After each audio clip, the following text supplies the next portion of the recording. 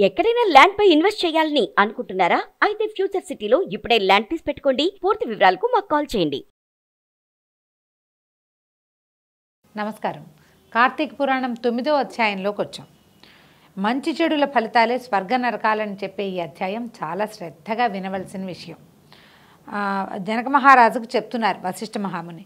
విష్ణులోకానికి బయలుదేరిన విష్ణుదూతలను యమదూతలు వెంబడించి వచ్చారట. ఏంటంటే వాళ్ళకి ఈ పరిణామం అర్థం కాలేదన్నమాట. తాము తీసుకెళ్ళడానికి వచ్చినటువంటి వాడిని ఒక్క నామస్మరణతోటే వీళ్ళు ఎట్లా తీసుకెళ్ళిపోతున్నారు, దాని మీద సందేహం తీరక విష్ణుదూతల వెనకాలే యమదూతలు కూడా వెంబడించి వెళ్ళారు. వెళ్ళి మాకు కలిగిన సందేహాన్ని తొలగించమని అడిగారు. విష్ణుదూతలు ఏం చెప్పారంటే, మీకు హరిహరుల నామాన్ని తలుచినందువలన కలిగే గొప్పతనం తెలీదా అని అడుగుతున్నారు. శరీరాన్ని వదిలిపెట్టేటప్పుడు ఆ దేవదేవులలో ఎవరిని తలుచుకున్నా సమస్త పాపాలు పరిహరించబడతాయి కదా, అందువలననే మేము అజామిళుని తీసుకెళ్ళిపోతున్నాము అని చెప్పారు.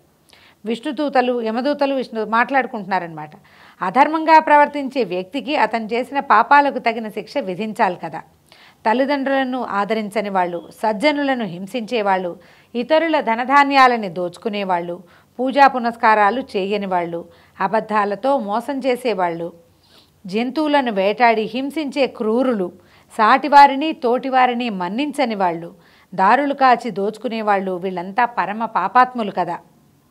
ఈ పాపాత్ములంతా శిక్షించబడాల్సిన సమూహంలో వాళ్లే కదా. వీళ్ళందరినీ శిక్షించడానికి నరకానికే తీసుకెళ్ళాలి కదా. మరి తల్లిదండ్రుల్ని వర్ణించినటువంటి, ధర్మాధర్మాలని పాటించినటువంటి, కనీసం వావి వరుసలు కూడా పాటించినటువంటి పరమ పాతకుడైన ఈ అజామిళుణ్ణి వైకుంఠానికి మీరు ఏ ఆధారంతో తీసుకెళ్తున్నారు అని మళ్ళీ ప్రశ్నించారు. వాళ్ళకి అది తీరట్లేదన్నమాట. ఇప్పుడు మనం కూడా అదే చెప్పుకుంటాం, దీపం పెట్టుకుంటే పాపం పోతుంది, పుణ్యం వస్తుంది అని. ఇంత పచ్చి పాపాలు చేసి ఓ దీపారాధన చేస్తేనే ఎలా పోతుంది, ఎట్లా పోతుంది? ఇదొక పెద్ద ప్రశ్న. అయితే మనం జీవించి ఉండగా మొత్తం సమస్తమైన పాతకాలు నశించిపోవు. మరణాసన్న సమయంలో గనక చేస్తే జీవుడు పవిత్రుడై వెళ్ళిపోతాడని చెప్తారు. మనం జీవించి ఉండగా సంవత్సరం అంతా ఏవో పిచ్చి పిచ్చి పనులు చేసేసి, చేయకూడని పాపాలు చేసి, వావు వరుసలు లేకుండా ప్రవర్తించి, కన్ను మిన్ను కానకుండా ప్రవర్తించి, అమ్మా నాన్నలను చూసుకోకుండా, ధర్మాధర్మ విచక్షణ లేకుండా ప్రవర్తించిన వాడు కార్తీకంలో దీపం పెడితే పుణ్యం వస్తుంది అని చెప్తే తాత్కాలిక పుణ్యం, దీపం పెట్టిన పుణ్యం వస్తుంది, కానీ వాడు చేసిన పాపాలన్నీ పోతాయని చెప్పలేకపోతాం. పశ్చాత్తాపడి ప్రవర్తన మార్చుకున్న వాడికి కొంత అవకాశం లభిస్తుంది. అప్పుడు విష్ణుదూతలు యమదూతలతోటి సత్పురుషులంటే పుణ్యకార్యాలు చేసేవారని అర్థం. అప్పుడు విష్ణుదూతల యమదూతలతో ఇలా అన్నారు, సత్పురుషులంటే పుణ్యకార్యాలు చేసేవారని అర్థం. యజ్ఞయాగాదులు నిర్వహించటం, తల్లిదండ్రులను మన్నించడం, పెద్దలని గౌరవించటం, దానములు చేయటం, వంచన చేయకుండా ఉండడము, సతీపతి ధర్మాన్ని మన్నించటము. అంటే సతీధర్మము పతిధర్మము కూడా, పతివ్రతగాను ఉండాలి, పత్నివ్రతుడుగాను ఉండాలన్నమాట. పశుపక్ష్యాదులను ప్రేమించటము, సంతర్పణలు పూజలు చేయటము, ఆర్తులను ఆదుకోవటము మొదలైన పనులు చేసేవారు పుణ్యాత్ములు. వీరికి స్వర్గంలో చోటు, ముక్తి క్రమంగా లభిస్తాయి.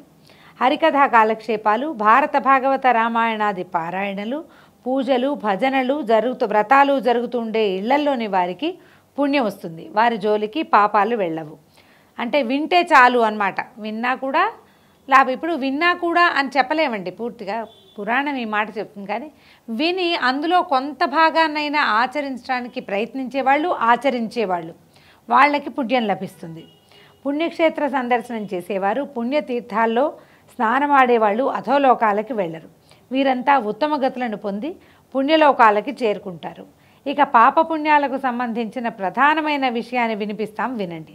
రుద్రాక్షలు ధరించినంత మాత్రం చేత, డాంబికాలు పలకటం వలన, ఆడంబరమైన ఆచారాల వల్ల, శుష్కమైన దానాలు, గొప్ప కోసం చేసేటువంటి పూజలు, వీటి వల్ల పుణ్యాత్ములు ఎంత మాత్రమూ కాలేరు.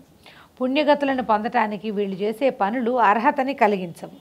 యుక్తాయుక్తములను తెలుసుకోకుండా, తామేమిటో తమ ప్రవర్తన ఏమిటో గమనించుకోకుండా దుర్మార్గంగా నీతిమాలిన బతుకుని గడిపేవాళ్ళు, తెలుసో తెలియకో వెక్కిరింతకో అవసాన కాలంలో ఇష్టదేవతలను తలుచుకున్నా, హరినామ సంకీర్తన చేసినా వారి యొక్క సమస్త పాపాలు తొలగిపోయి పవిత్రులవుతారు. అంటే ఎలాంటి వాళ్ళైనా మరణాసన్న సమయంలో చేసేటువంటి దైవనామస్మరణ వాళ్ళని కొంత మటుకు ఈ పాపాల నుంచి గట్టెక్కిస్తుంది అనమాట. వాళ్ళకి ముక్తి వస్తుంది, ఉత్తమగతులు చేరుకుంటారు అని కూడా చెప్తున్నారు. దైవ సాన్నిధ్యానికి కూడా చేరుకుంటారు. సమస్త పాపాలు తొలగిపోయి పవిత్రులై దైవ సాన్నిధ్యానికి చేరుకుంటారు. ఈ అజామిళుడు కూడా అటువంటి వాడే. ఇతడు ఎంత కులభ్రష్టుడైనా, దుర్మార్గుడైనా, క్రూరుడైనా, దయాదాక్షిణ్యాలు, శీలము మొదలైన ఉత్తమ గుణాలు లేనివాడైనా కూడా తన కొడుకుకు శ్రీహరి పేరు పెట్టుకుని నిరంతరము నారాయణ నారాయణ అని పిలుస్తూ చివరకు అవసాన దశలోనూ నారాయణ అని ఎలుగెత్తి పిలిచి నన్ను కాపాడమని వేడుకున్నాడు. ఆ కారణం చేతే అతని సమస్త పాపాలు తొలగిపోయినాయి. శ్రీహరి దయకు అర్హుడయ్యాడు. ఆపన్న శరణ్యుని శరణు వేడిన వాడయ్యాడు. ముక్తికి అర్హతను సంపాదించుకున్నాడు. కనుకనే మా వెంట అజామిళుని వైకుంఠానికి తీసుకెళ్తున్నామని చెప్పి అజామిళుని తీసుకుని వైకుంఠధామానికి చేరుకున్నారు విష్ణుదూతలు.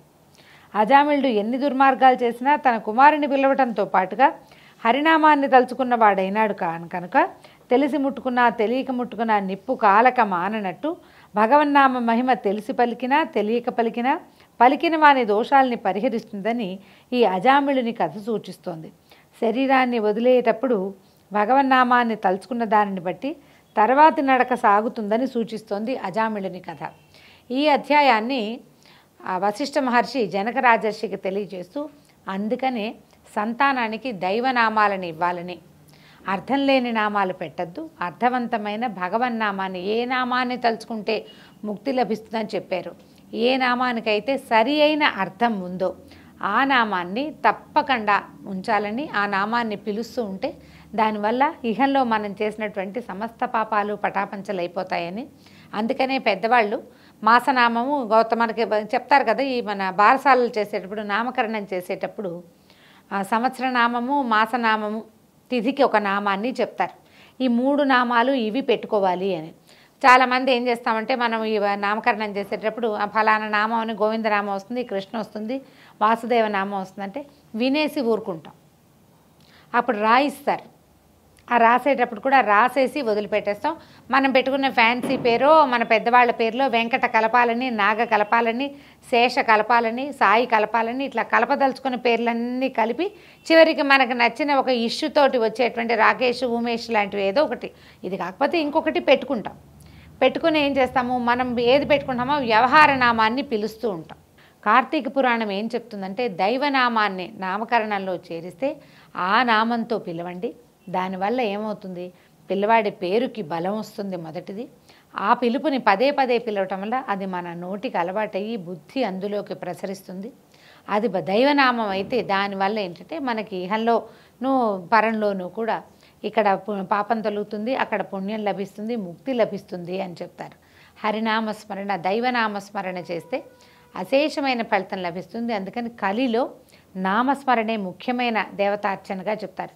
ఏ పూజలు చేయకపోయినా సరే, దీపారాధన చేయలేకపోయినా సరే, మనం వ్రతాలు చేయలేము, ఏవి లేవు, మనకి రావు, నమ్మకం కూడా లేదు. కానీ దైవనామ స్మరణ చేసినా కూడా మనకి ఈ వ్రతాలు నోములు చేసిన వాళ్ళందరికీ ఎలాంటి ఫలితం లభిస్తుందో ఆ ఫలితాన్ని మనం పొందగలుగుతామని ఈ కథ ద్వారా తెలుసుకున్నాము. దీంతో 9వ రోజు పారాయణ పూర్తయింది. రేపు ఉదయం 10వ రోజు పురాణంతో మళ్ళీ కలుసుకుందాం. నమస్కారం.